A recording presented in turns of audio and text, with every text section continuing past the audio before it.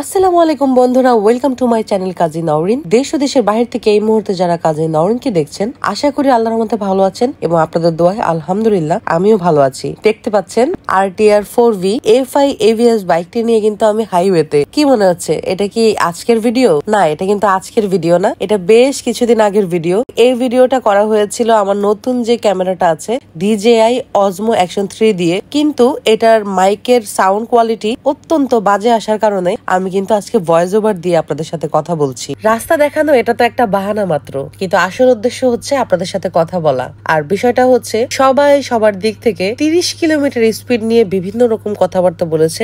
এই মুহূর্তে আমি আমার মতামত আপনাদের সাথে শেয়ার করতে চাচ্ছি। কিছুদিন পরপরই বাংলাদেশ সরকার আমাদের বাইকারদের উপরে নানান রকম চাপ সৃষ্টি করে নানান রকম নতুন নতুন আইন আরোপ করে দিয়ে যায়, আর আমরাও নির্বাকভাবে সেই আইনগুলোকে মেনে নেই।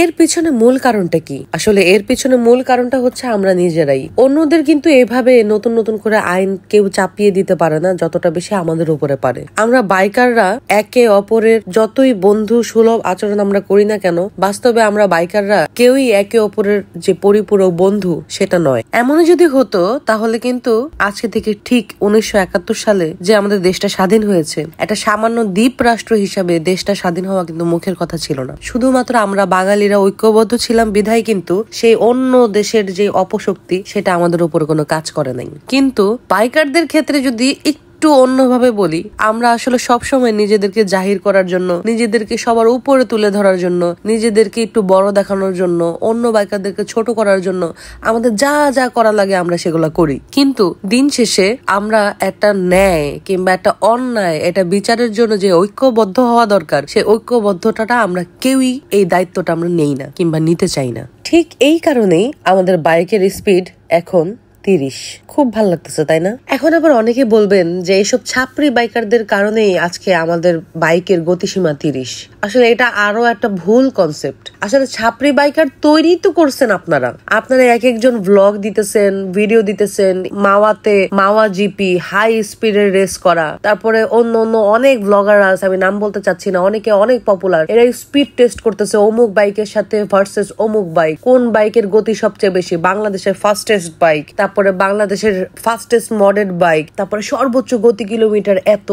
আপনারাই বলেন, আপনারাই কন্টেন্ট ক্রিয়েট করতেছেন, আপনারাই মানুষকে উৎসাহিত করতেছেন তাদের স্পিড লিমিটটা চেক করার জন্য, আপনারাই বাইকারদেরকে অনেক বেশি আগ্রহ দিতেছেন যে বাইকের স্পিডটা টেস্ট করার জন্য। এই জন্যই তো বন্ধুদের মধ্যে বাইকের রেস হইতেছে, বন্ধুত্ব না হইয়া, ফ্রেন্ডলি ট্যুর না হইয়া বাইকের রেস হইতেছে, ওটি মারতেছে, সবাই ছাপরিগিরি করতেছে।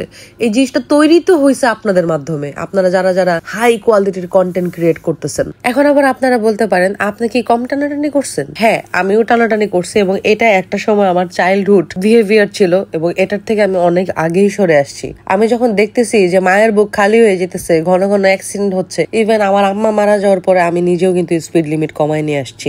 একে অপরকে দোষারোপ করা তো এখন আর সমাধান না। এখন সমাধান হচ্ছে যে স্পিড লিমিটটা ধার্য করা হয়েছে সেটার বিরুদ্ধে আমাদের সবাইকে প্রতিবাদী হিসাবে রুখে দাঁড়ানো উচিত। এখন আবার কিছু জনপ্রিয় মোটর ব্লগাররা বলে উঠবে যে বাইকের কোয়ালিটি যদি তারা টেস্ট করতে না পারে, বাইকের স্পিড যদি তারা চেক করতে না পারে, বাইকের অবস্থা যদি তারা বুঝতে না পারে, তাহলে তারা দর্শকদেরকে কি বুঝাবে? আর দর্শকরাই বা কি বুঝবে? দর্শকদেরকে বোঝানো তো তাদের দায়িত্ব, তাদের কর্তব্য। হাই কোয়ালিটির স্পিড ওইটা টেস্ট না করলে দর্শকরা তো সেটা বুঝতে পারবে না, আর না বুঝলে তো তারা অন্ধকারে থেকে যাবে। এটারও সমাধান আছে। সমাধানটা হচ্ছে, দেখেন, পার্শ্ববর্তী দেশে কিন্তু ঠিকই রেসিং ট্র্যাক আছে, পার্শ্ববর্তী দেশে কিন্তু ঠিকই বাইক চেক করার জন্য, টেস্ট করার জন্য প্রপার রোড কন্ডিশন আছে। তো আপনারা সবাই একসাথে ঐক্যবদ্ধ হন, আপনারা সবাই একসাথে ঐক্যবদ্ধ হয়ে আমাদের বাংলাদেশের জন্য আলাদা রেসিং ট্র্যাকের জন্য আবেদন করেন। এই যে বাংলাদেশে হাজার হাজার এই যে হায়ার সিসি পারমিট দিয়ে দিচ্ছে, তারপরে এই যে এত বড় বড় কোম্পানিরা আছে, এরা বড় বড় অনুষ্ঠান করতেছে, আয়োজন করতেছে, এত এত কিছু করতেছে, বাইকারদের গেট টুগেদার করতেছে। কেন ভাই, আপনারা কি পারেন না সরকারের সাথে কথা বলে আমাদের বাইকারদের জন্য একটা রেসিং ট্র্যাক, একটা টেস্ট জোন এগুলো তৈরি করে দিতে? আপনাদের জন্য এটা তো কোনো বিষয়ই না। এত বড় বড় রাস্তা, রোড, কালভার্ট নির্মাণ করতেছেন, এই সামান্য একটা মোটরসাইকেল টেস্ট জোন, তারপরে রেসিং ট্র্যাক জোন, এই সামান্য কয়েকটা জিনিস কি আপনারা চাইলে আমাদের বাইকারদের জন্য তৈরি করে দিতে পারেন না? 30 কিলোমিটার কোনোভাবেই বাইকের গতি হওয়া সম্ভব না।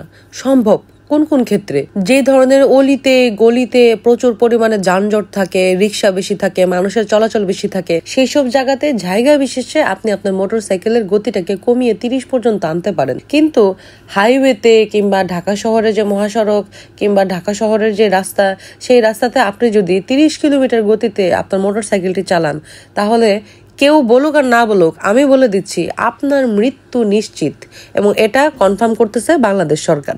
অনেক নন বাইকার ভাইয়েরা যারা যারা আছেন, তারা কিন্তু এই 30 কিলোমিটার স্পিডটাকে অনেক অনেক বেশি সাধুবাদ জানাচ্ছে, বলতেছে হ্যাঁ এইবার শিক্ষা হবে বাইকারদের। আসলে ভাই, নিজের দেশের মানুষ হয়ে যদি নিজের দেশের মানুষদের উপরে ছি ছি থুথু ছড়ান, তাহলে বাইরের দেশের মানুষটা কতই বা আপনাকে ভালোবাসবে বলেন? আসুন আমরা নিজেদের দিক থেকে নিজেরা সোচ্চার হই এবং নিজেরা সর্বোচ্চ চেষ্টা করে নিজেদের গতিটাকে নিয়ন্ত্রণ করে একটা সুন্দর ট্রাফিক ব্যবস্থা স্থাপন করার।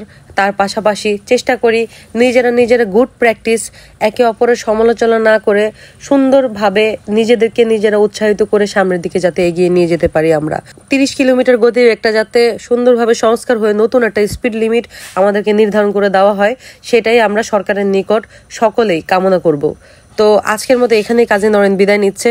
আশা করি আমার এই ছোট্ট ভিডিওটি আপনাদের ভালো লেগেছে। আর যদি ভিডিওটি ভালো লেগে থাকে, তাহলে কিন্তু ছোট্ট করে সাবস্ক্রাইব করে পাশের বেল বাটনটি ক্লিক করে দিবেন, যাতে আমার লেটেস্ট নোটিফিকেশনগুলো আপনাদের কাছে পৌঁছে যায়। This is your Kazi Naren signing off.